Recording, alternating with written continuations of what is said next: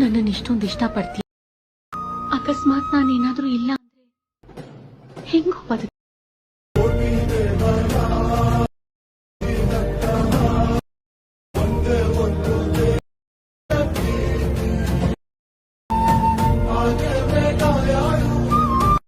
ಯಾಕೋ ನನ್ನನ್ನು ಇಷ್ಟೊಂದು ಇಷ್ಟಪಡ್ತೀಯ.